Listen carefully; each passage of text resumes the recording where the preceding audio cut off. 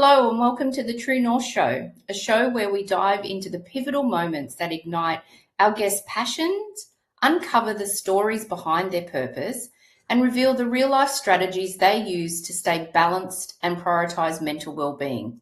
Get ready for inspiring conversations that light the way to living with intention, resilience, while following your true north.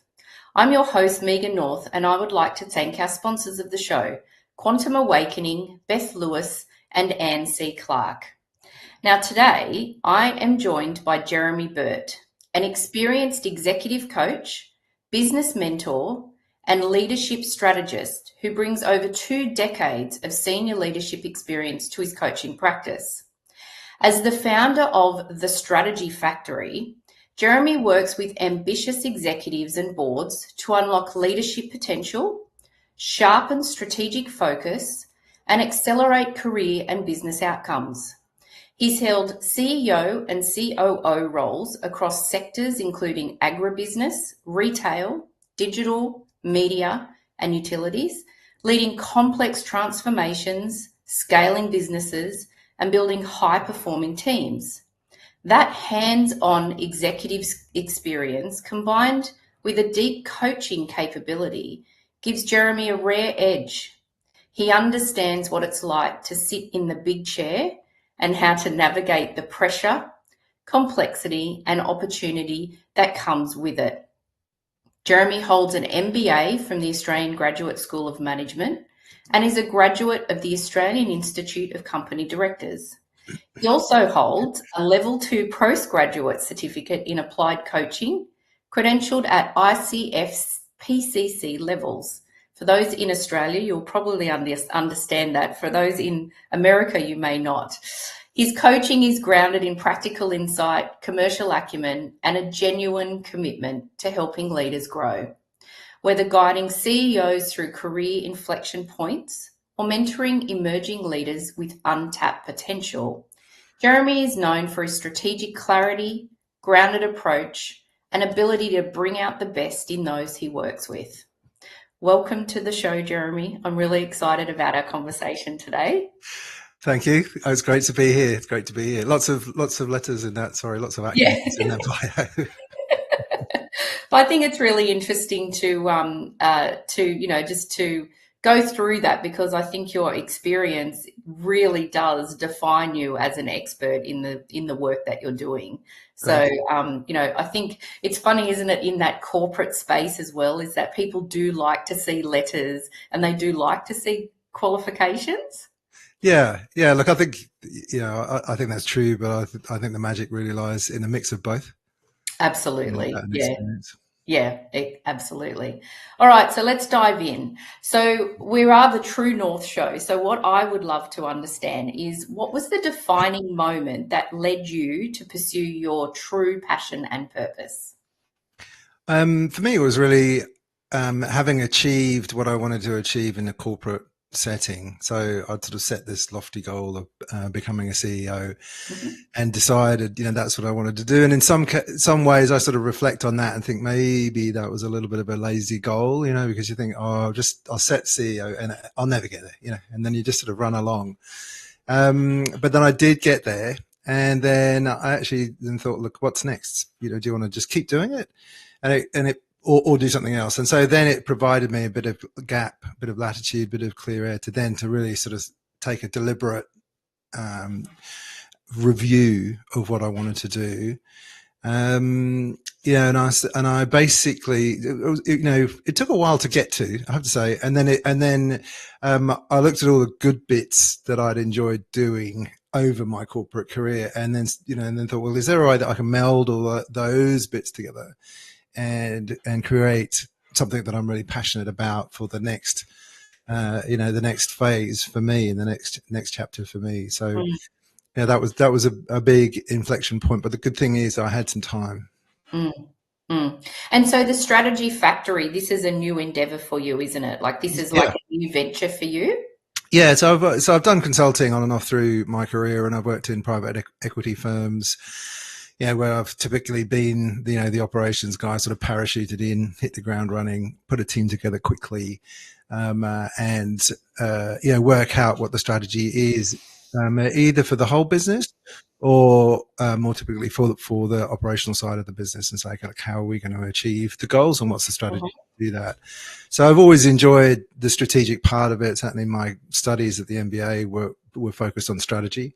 But the new part for me now is really bolting on that additional study and additional specialization of executive coaching, mentoring. So I've mentored people through my career, which has been great, but there's a clear distinction, certainly in my mind, and if you talk to the ICF in their minds too, around, the difference between coaching and mentoring. And I think I've found it good to have some structure in the conversations and in the direction of the conversation. But also have some business experience to be able to say, look, this is what, if my time over again, this is what I wouldn't do. But as long as you're clear. So for me, that's kind of an important thing. So to answer your question, I started the Strategy Factory in September last year. I've been growing the footprint basically of doing that. I've been doing some podcasting, and talking to some fascinating people, and then picking up some really interesting conversations and coaching opportunities, mainly at this point with individuals. So it's been great. I've really enjoyed it so far. Great, but a very fulfilling journey for me so far. And did you, when September last year, were you at a real fork in the road of, do I continue on down that real corporate space, or do I make a decision? Was it a courageous decision to actually go a different direction and do what you wanted to do? Look, I'd love to say it was a really brave decision and I had all this sort of fortitude to do it. I think in hindsight, I probably underestimated the complexity of doing it. I don't know why, but and that's probably a good thing. So that sort of naivety kind of helps you to sort of jump in and say, look, let's see what happens here. Yeah. I found, to be frank, the jump from COO to CEO, I didn't find that easy, to land that CEO role. Yeah. And then, I can see, not that I've tried very hard, but I can see others who've come out of CEO roles and are trying to get into the next CEO role. It's not that easy. You've got to be in the right place at the right time. There has to be an opportunity. Generally, you need the right level of experience, and it's very competitive. So there's a number of things. It's not that easy to get the next CEO role. Plenty of people do it, and hats off to them. But I really sort of struggled with being sort of super passionate about that at that time. And again, I'm very kind of people centric, and so I think if I had my time over again, I'd either be a psychologist. Or a lawyer, I think. So, but I started my career in sales, and I think that probably on reflection says a bit about as well. Getting to know people, getting to know your client, really understanding it. I was very into a consultative selling approach. And so to me, actually starting the Strategy Factory is kind of not surprising then if you look at it in that context. Yeah, absolutely. And I think too, when you get to those roles of COO, so for those who don't know, we are talking very corporate here, but Chief Operating Officer, and then a CEO is obviously a Chief Executive Officer. But when you get into those really big roles, I also think too that you almost lose touch with the people, because you're not really, it can be quite lonely in those big roles because you're kind of at the top of the tree and you're more strategic, you're more, how's the business going? Whereas if you are a people person, it's interesting that you said if you had your time over, you might have been a psychologist. I think that true people connection comes back to you, because I suspect you're probably really missing that one-on-one interaction with people, and actually just how are you going and what's going on, and how can I help you one-on-one? For sure. And so I really, I used to have meetings with my skip level meetings, so my direct reports, just to try and stay a little bit closer, to the front line, if I can put it that way. And, really enjoyed spending time with the guys, at the front line, either in packing and distribution or actually in sales and marketing and what have you. So it's difficult though, that CEO role, it does pull you because you can't spend all of your time there because there's other things that you need to do, to keep the board happy, etc., and do all of that. Manage what you're supposed to be doing as well. So you're right. It it can be a little bit a singular endeavor. Like being a CEO. Yeah. So yeah, and even COO, I think my advice would be not to lose contact with the people, because you can't do it all yourself. You need people to follow you, and to do that, you need to be authentic, and people need to trust you, and they need to know you. Yeah. That's the thing, or feel like they know you at least. Yeah, absolutely. Yeah, that you're a human and that you, yeah. Yeah, look, I'll tell you. Sorry, I'll tell you like an interesting story. I heard a bit of a bit of off piece, but I heard about like there was an article that I listened to, and they were saying why Taylor Swift was so popular, and why her fans were so sort of rusted on and so loyal, and it's because they thought it was because she gave everybody that followed her the impression that she was talking directly to them.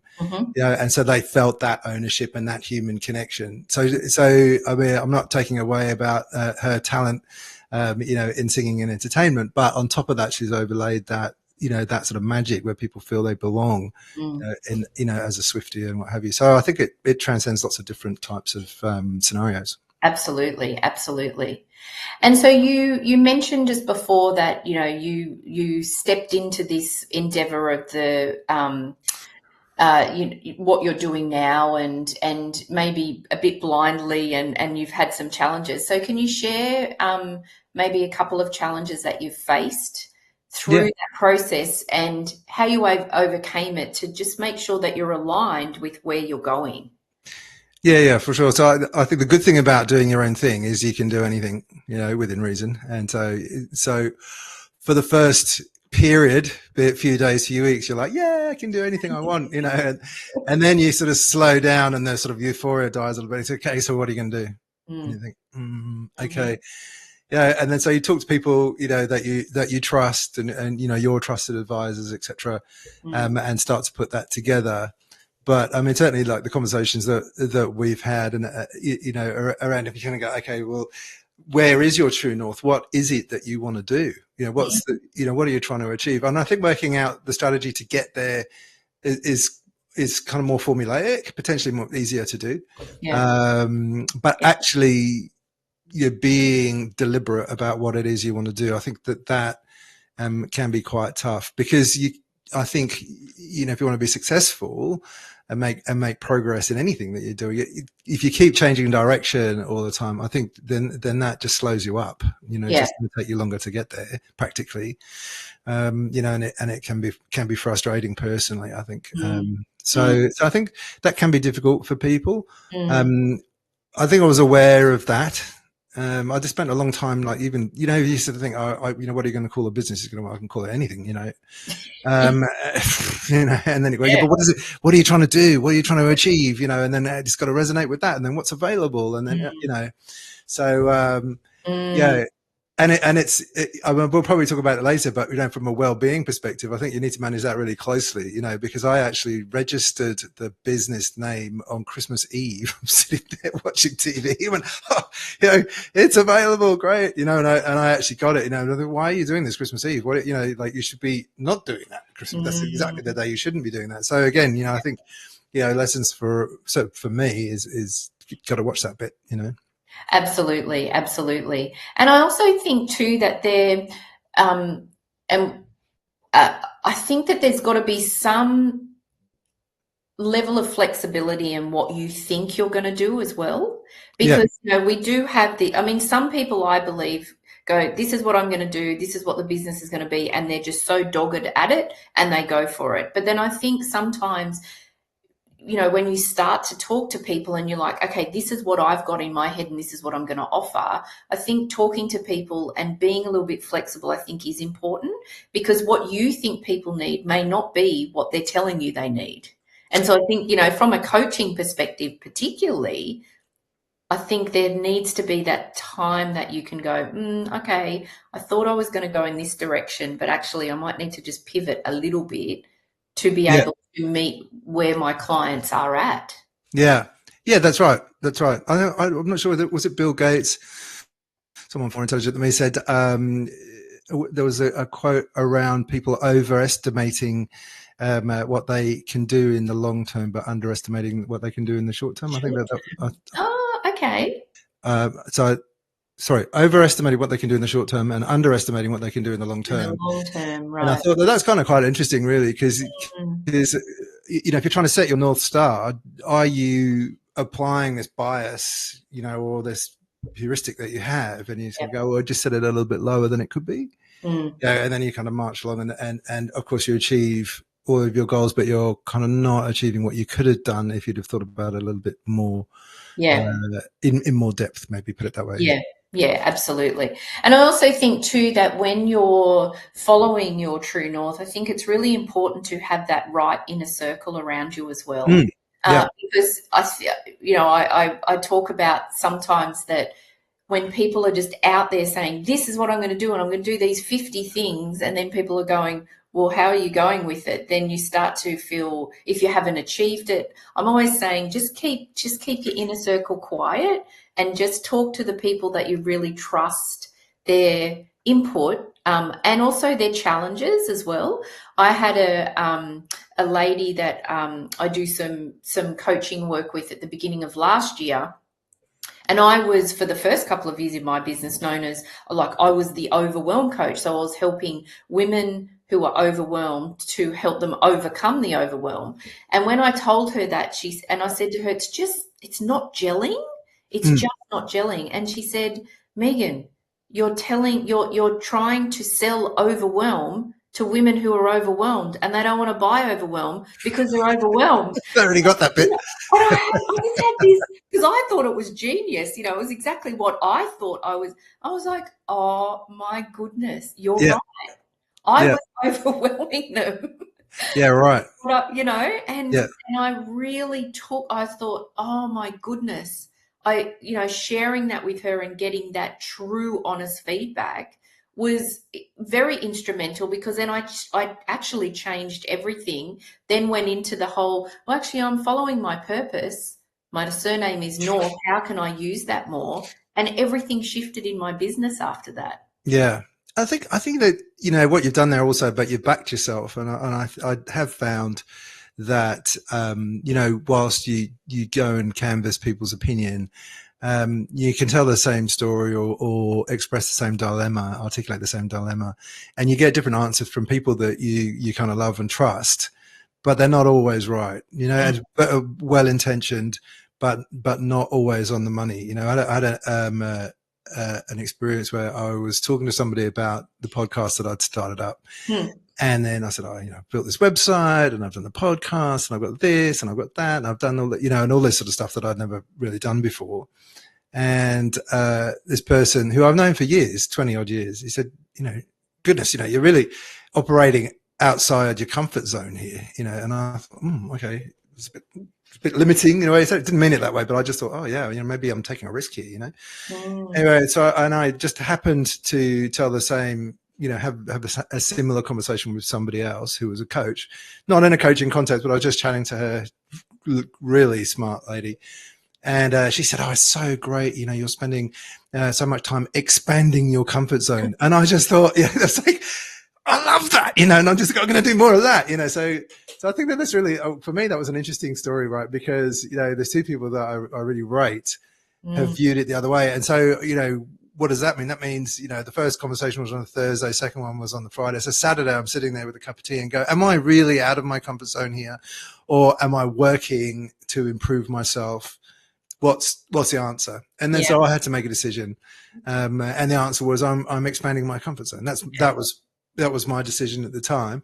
And I've not regretted that. So it's been good. But sometimes the advice can, not always be 100% aligned, Yeah, yeah. But, I also think, though, that those moments are golden nuggets for you, because you then view the conversations that you have with those two people differently, because the person that thought that you were, really limiting and had the opposite thought that you did, you kind of go, okay, well, maybe when I'm talking to them, I might get different advice, or I'll just not downplay, but just kind of say, oh yeah, I'm plugging along and I'm doing things. Whereas the other person that's really expansive, you'll probably say, hey, I'm thinking about this. What are your thoughts? Like, I just think it's really interesting that we then get these different views of people. That I do sometimes change my conversations with people depending on, I know how their response is going to be, because I don't want the limited response. I want the expanded response. Yeah, exactly. And things like, I think things like names, and you'll probably have found this,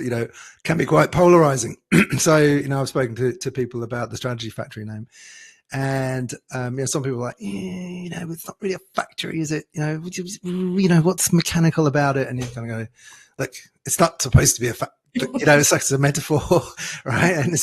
And then I met somebody 2 days ago, and I gave him my card, and he took the card like that, and he was like a career consultant, right? And somebody that I look at and go, wow, he's like had 20 or 30 years of top level, top notch consultancy experience. And I just thought, that's a real, like, he's a real, big timer from a consulting perspective. And he had my card, and he was just tapping like that. And he goes, what a great name. I love that.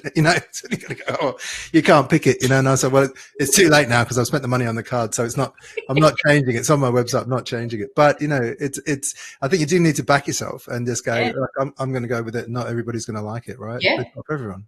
Yeah. And I think that's why that inner circle is really important, because you then aren't telling 100,000 people all of your ideas and getting 100,000 different responses. If your inner circle is small when you talk to them, if you've only got I've only got really a couple of people that I talk to about things that I've got planned, because I really value their feedback. But also, then if something doesn't work, I've got an authentic relationship where I can say to them, that bombed, or, oh, I'm not feeling it now. And I don't feel like, tell me before. I don't feel like I'm having to tell 100,000 people the same thing of why something didn't work, For sure. Exactly. Yeah.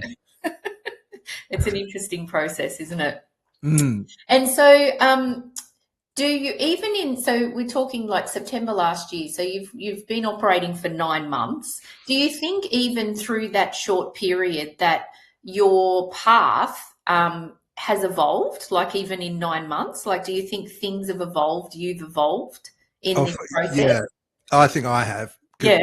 Very much so. I think I've gone from, I've always been strategically orientated, but those operational type roles that I've done in the past do drag you into the transactional, which is fine and it's necessary. And but now it's really enabled me to sort of focus on personal development as well as developing others, but really sort of digging into the it's not psychology, but into that, positive psychology, which I'm, a keen follower of. So, so I've grown. I mean, I've studied. So I started the course with the Australian Australian College of Applied Professions, and did a grad cert, as you heard, or as you announced before, in applied coaching. But that's really not only built confidence, but built capability to be able to talk to people in a more structured way, and really get the best out of their conversations for them, which is something that I needed to work on. And some people go just, out of corporate straight into coaching, and they do that.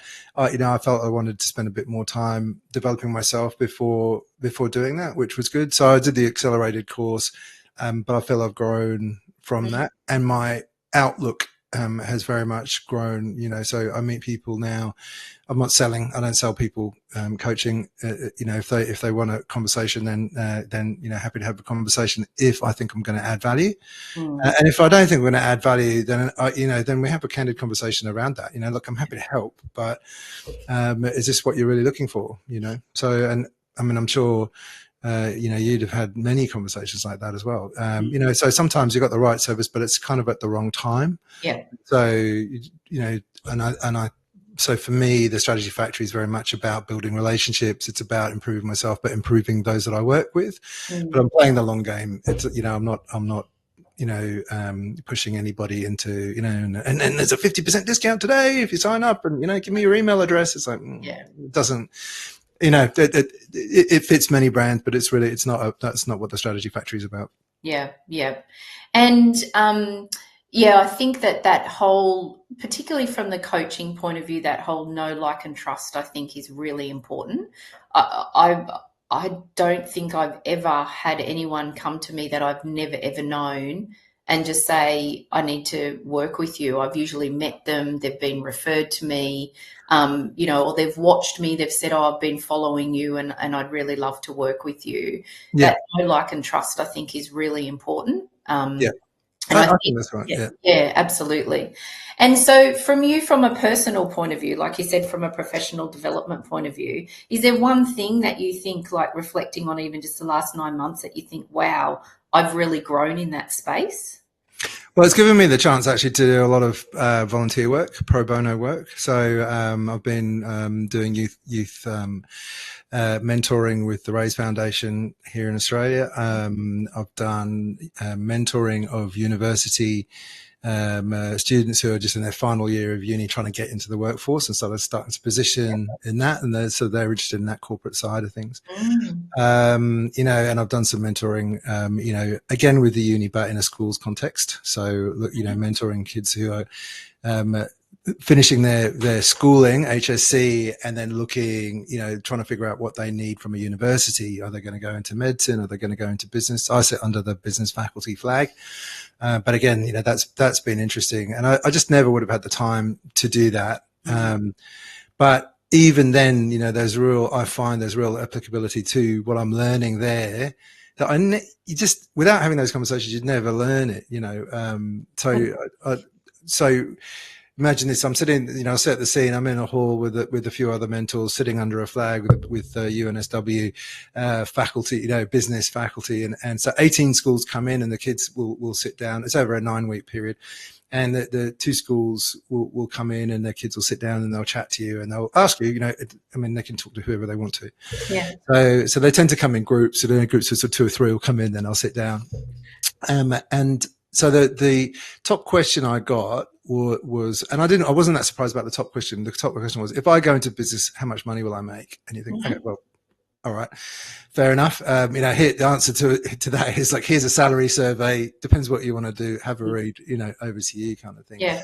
But the second most popular question, or most common question that I got over the 9 weeks was, if I go into business, what will my work-life balance be? And these are 16-year-olds, right? And I just sat there and I just thought, what? At 16, if somebody had said, "Hey, JB, what's your view on work-life balance?" I'd have just sat there and gone, "I don't even know what that is." Yeah. So, but what does that mean for us all as we go forward? It means that the generations, who are coming up through the workforce and in society in general, are starting to prioritize well-being. They're starting to prioritize mental health over lots of other things, which I speak for myself, I didn't do when I was that age, right? And so, and I think, in business, there's a lot of applicability, and you got to take notice of that. So, if you're going to be a CEO that's going to sit there and go, right, all you guys, you're coming back to the office, and you're going to work. And if I call you, you pick up the phone within 3 rings. And it's going to go, well, I'm not sure if you're really going to get a lot of traction with the guys that I'm talking to, right? Because they're not going to want that job, right? So that, but then even, I think, broader than just the corporate, I know in the corporate's only, a small part of life. But people are starting to prioritize themselves, and I think rightly so, which is good. And so, back to your question, I've learned a lot from the opportunities that I've had, not to be kind of just sort of, on that sort of corporate merry-go-round, and actually take some time and spend some time with people that I wouldn't normally do, so that's been really fascinating, and a lot of learning there. Yeah, it's been really interesting. I love that. And that's the beauty, isn't it, of owning your own business. You can manage your own diary, your own time. You can choose who you want to work with. You can choose who you don't want to work with. It's all of that in corporate, you've got no choice, really. It's kind of like, oh, this is the guy that I'm, sitting next to, and I've got to work with him. That's right. That's right. Yeah. So, I mean, I think my problem, back to well-being, I think my problem has been, if I reflect on the last few months, it's like I just say yes to everything, right? So I look at the diary and go, you're going to have to start saying no to some stuff. And prioritize, so Yeah. All right. Let's talk a little bit more about that after we hear from our sponsors. But let's dive into the wellbeing piece. But we'll just hear from our sponsors. So we'll be back in about a minute and a half.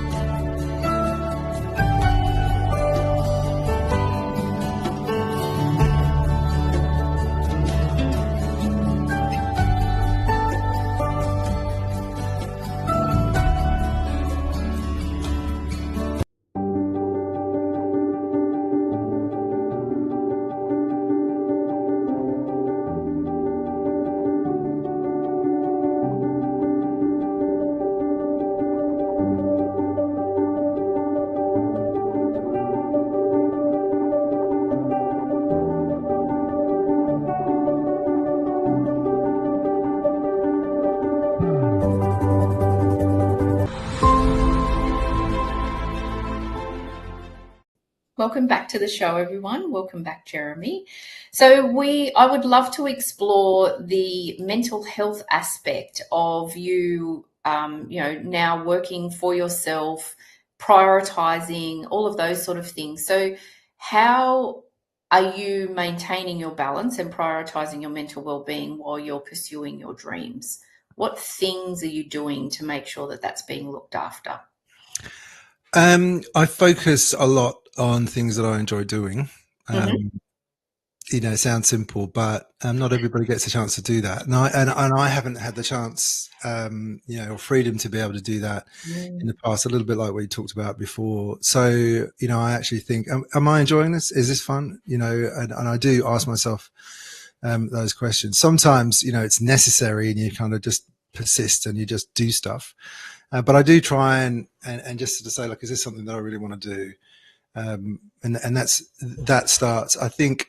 I've also done some work in actually identifying what it is that stimulates me and motivates me. And so, apart from sort of having fun, so I found now I do a lot more reading than I've done in the past, and that's like a self-developing. Not just business books. I do read business books, but and coaching books. And so, but it's just because I'm interested in it. It's not really because I'm looking for the next sort of silver bullet in coaching or whatever it is. It's just because I'm actually genuinely interested in it, and so I enjoy that, and then just reflecting on what I've read. I think other than that, I do try and switch off on the weekend. I try not to do things on the weekend, and I do try and finish the day. If I try, I'm not very successful, but I do try and finish the day at 5. So sometimes that's just not a happening thing. Yeah. Particularly, I do a lot of networking and what have you, but that's kind of like what I try and do. And then at least 3 times a week, I've learned I need to do some exercise. So I'll go cycling, and that's what I do. I've only recently got into it. A good motivator I've found is buy an expensive push bike and then leave it somewhere visible, and you just kind of look at it and go, I should get on that, It's waving at you. I know, but that's actually a lot of time. I used to swim, and I've heard, other swimmers, you kind of go, oh, how boring is this? You just go up and down and just look at the black line all the way. But it's actually about reflection time, and it's about, improving. You're kind of trying to better your personal best and whatever. But a lot of it's about reflection time, and putting that together. So. So I think that is important. And then the other thing we do try and do is spend time as a family. Our kids are a little bit older now, but my wife works very hard in a business that she's running, and it's very easy, even if you're working in the same building, I find, not to spend any time with each other. So I think that's important to actually spend time, doing fun stuff as well. So last week we walked around an art gallery, 2 weeks ago, which is great. We go to dinner and just do like, I can't say I'm particularly arty, but she is, and it's, so it was great to spend time. Yeah, nice. And is there anything, because I know you and I have talked about this before from a woo-woo point of view, this is all very new to you. Is there anything like, do you ever do any meditations, or have you ever journaled or anything like that? No, I don't do meditation sort of formally. I do a lot of reflection. So I know that there's a difference, but I'm sort of, I feel like I'm embarking on a journey that you're already on. So there's a bit of that, but, so it's more, I would say more reflection, but there's still room for that for me. I don't have a closed mind. I think what I've learned and what I've really enjoyed is actually having an open mind to lots of new things and lots of different things. And, and again, being married to somebody who is in that space, some of the stuff I just look at and go, really, is this going to make a difference? Stuff around the house, burning stuff and whatever. I'm like, whatever. She's always done it. She's always done it, and then keeps this, So like, she's a very smart woman, right? And so there's got to be like, I'm obviously missing something here, right? So I sort of like, I've made a note, so I need to go back to that and learn a bit more about that.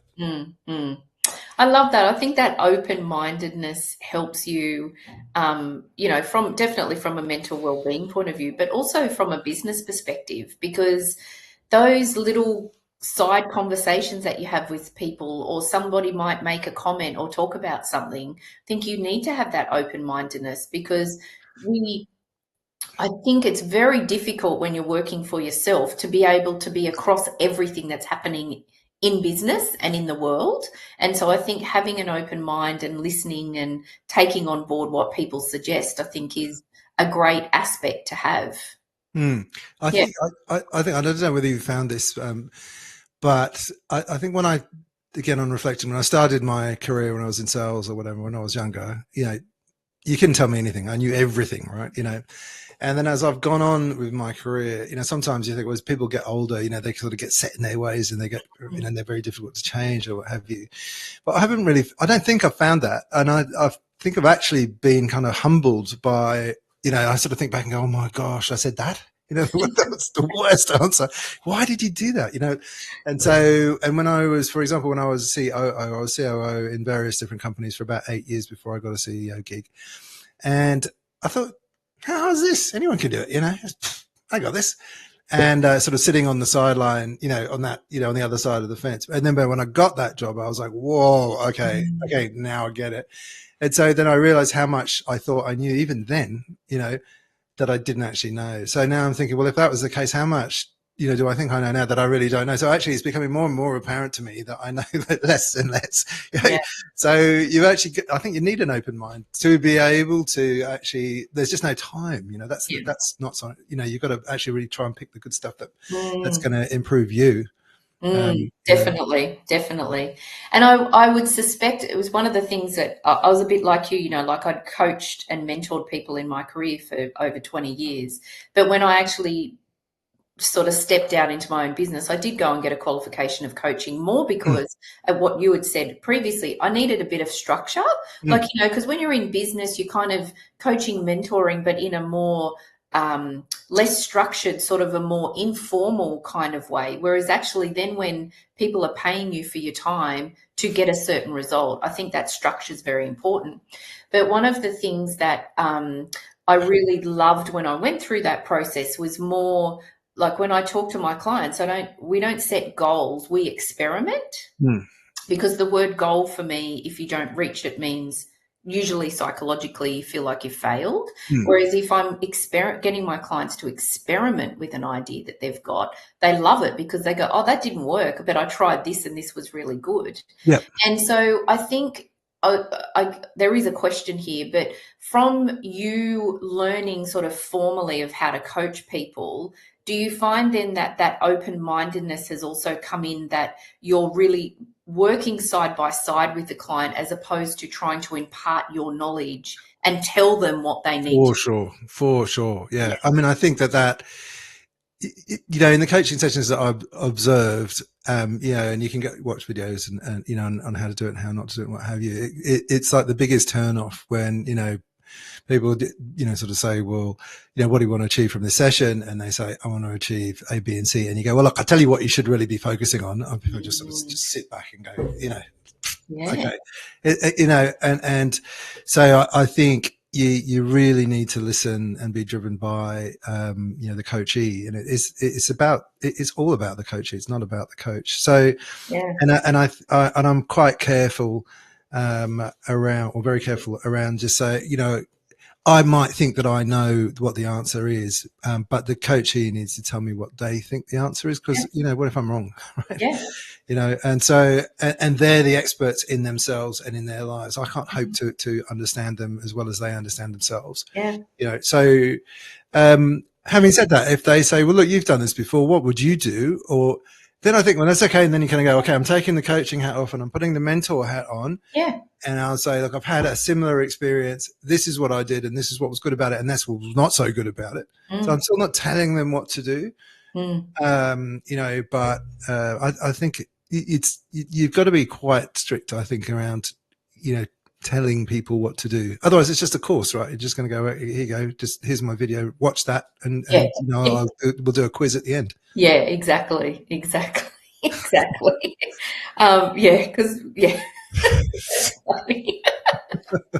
I love that. It's like click. Okay, click. Did That's I it. pass? Yay. Yeah. One of the interesting things when I did my formal qualification, and it really stuck with me, one thing that one of my mentors in the qualification said to me was, you should never, ever tell your client that you're proud of them.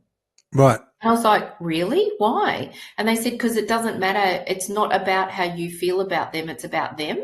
And I've actually removed that from, in the sense of, I do tell my clients when I'm really proud of them, Yeah. because when they've achieved something really big in their life, I often say, oh my gosh, I'm so proud of how far you've come. Yeah. And we do it from a reflective point of view, but I just thought it was the weirdest advice that I ever got. I thought, so, could you imagine being the blank client going, yeah, I've done all of this. Great. Yeah. Yeah. I I just, know, that's right. That's right. But the ICF, the International Coaching Federation, do say, in their markers that and in their codes that and guidance that you should be actually encouraging, progress, and actually acknowledging, the wins and the effort that your coachees have made. So this is such an odd doesn't thing. sound like that's aligned. But I think the other thing I have learned is, it's coaching is very, very personal. And tailored to the individual, but also, not only the coachee, but the coach, gets to dictate and figure out what their style is. So, I'm trying to stay aligned with the ICF, and that's what I like to do. But within that, there's still plenty of latitude to be able to inject your personal style into that resonates with the people that you're coaching, I think. Yeah, because not everybody, you could be coaching 5 people on the same thing, but each person needs something a little bit different. Yeah. In that. Yeah. And some people feel like really uncomfortable if you go, oh, you did such a good job, and people are like, I don't like it, right? And other people are like, yeah, that's good, keep it coming, I love it. Just pump my tires up a bit more. So it's not everybody's bag. So I think again, it depends on how your coachee is wired, right? Yeah, exactly. So if you were sitting across from someone and they were asking your advice about starting to explore their true purpose and passion, what advice would you give them? What are maybe 2 things that you would share with them? I think, I can tell you what I did, and that would be really sit down and deliberately reflect on what you find enjoying and stimulating. What gives you, intrinsic reward. So not just money. What's something where you actually do it and think, wow, that's amazing. So for me, an example of that was, and you must have been in this situation, when you coach someone and they're talking and they might talk for 10 minutes or what have you, and then they just go, and you just go, oh, something happened there. The light bulb went on, and they go, I got it. Yeah. And then this, and then that, I'm going to do this. And then, and they've made a connection in their head, they're about to tell you about it. And you just go, that is just priceless. Yeah. That part. And so, I actually kind of do it for that. Not to say everyone has to have that epiphany in every session, but it's actually helping people, really figure out what's important to them. And so for me, that was important to me, so I sort of figured that out. Yeah. So I would say figure out, but and then the other thing would be deliberate. So, so I'm very much, it's personally around, having a go, and backing yourself and doing things on purpose. And so, the way I kind of justify that is if I make a decision or I do something that wasn't right, like, I thought, oh, let's buy this. And it turned out to be a dud, or let's do, whatever. I look back on that and then just say, okay, well, look, that was not the right thing to buy, or, in this context. But having said that, with the information that I had at the time, that was the best decision to make. And actually, if you'd have asked me today to make that decision, I'd still make the same decision, because that's the only information I had, So, so don't beat yourself up about it. So I don't know whether that fits into 2. Yeah. But yes, I think that that's really good. Like not being so hard on yourself too. You know, it brings it yeah, back to that what we talked about before, having that little bit of flexibility of, okay, well, I tried this, but actually that didn't work. That's okay. You know, yeah, and I what think else it's can I try? for sure, and I think it's what you kind of alluded to before. Like we're kind of experimenting, Yeah, and if you kind of recognize it for that and say, okay, well, look, I'm going to try this, and if it doesn't work, yeah. okay, so you sort of hope for the best, plan for the worst, and just keep rolling. Yeah, yeah. I think the other thing for me that I see with people who have just started out as well is the whole networking, getting out there, joining groups, doing lots of online courses and doing all of that, but then they're actually not actually working on the business itself. So Yeah, they kind of get shiny thinged in the sense of, well, I've got to go out there and I've got to promote myself and I've got to do all these courses, but then it's like, but what are you actually doing? Like, have you sent a newsletter? Have you started to build a newsletter list? Have you yeah, done some social media posts? Have you done this?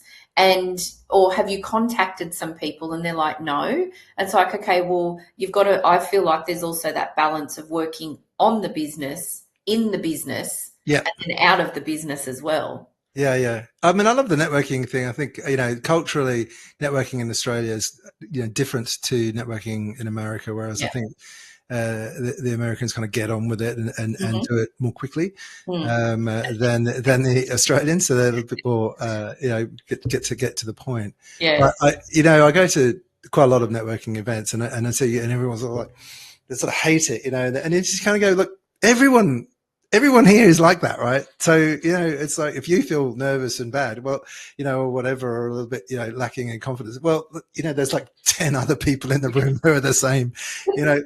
So I think, Yeah. just to sort of bear that in mind, I Yeah.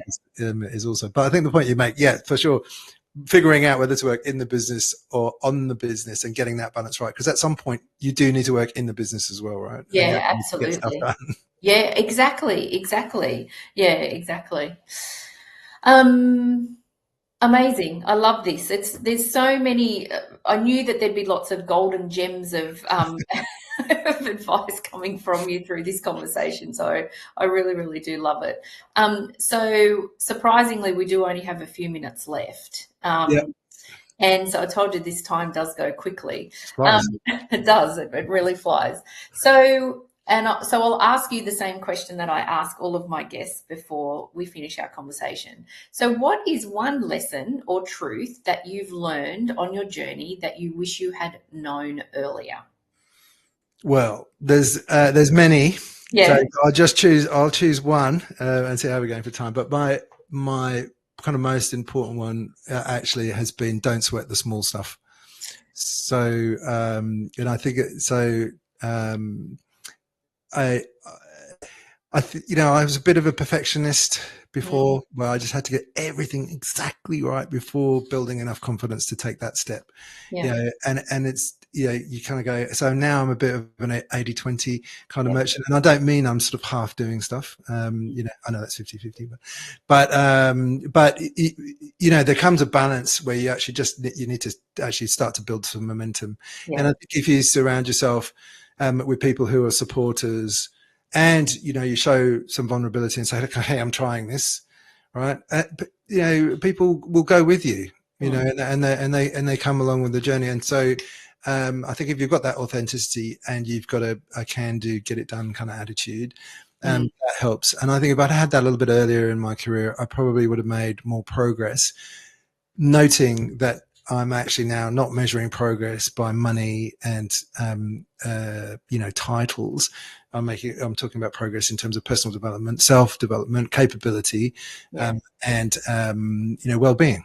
Mm, mm. And Mm. I love that. That is really perfect to finish this conversation in that because I think, again, it comes back to working in and on the business in the sense of if you're doing a website or you're doing some social media, don't overthink it Mm. because the social media stats now they say that you've got less than 2 seconds to grab someone's attention. So if you spend hours agonizing over what you're going to put on social media, like at the end of the day, I'm really sorry, but no one cares.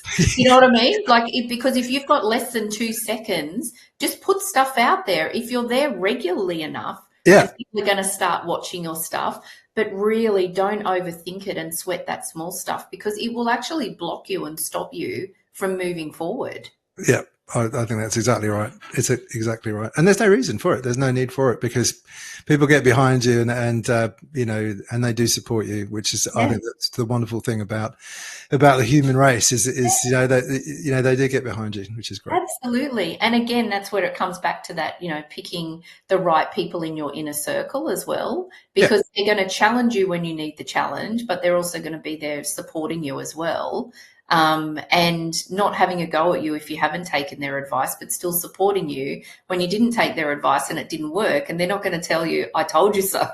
They're just going to support you. yeah, that's right. That's right. I mean, I thought I was going to get, I did a couple of podcasts and I thought I was going to get heckled, you know, in the comments or whatever. But what I didn't realize is actually I was interviewing people who I know well, and they were heckling me on the podcast. I'm like, hey, you're the guest. You're not supposed to be having a go at me. So, yeah, you know, Yeah. you never can pick it, but it's been a lot of fun. I've really enjoyed Yeah, it. good. Yeah. Yeah. I love that. Thank you. It's a really nice way to end the conversation. So thank you for sharing all of your wisdom and My experience. pleasure. It's people like you who inspire others to take the leap and follow their true north. So I really appreciate you being really open and candid about, what you've struggled with and what has challenged you. So thank you for that. I'd also like to thank all of our amazing and dedicated audience, our supporters, our sponsors in particular, and I hope that you all have an amazing rest of the week, and I look forward to seeing you all next week. And thank you again, Jeremy. Great to talk to you. Thanks for having me on. Really Thank appreciate it. you. Cheers.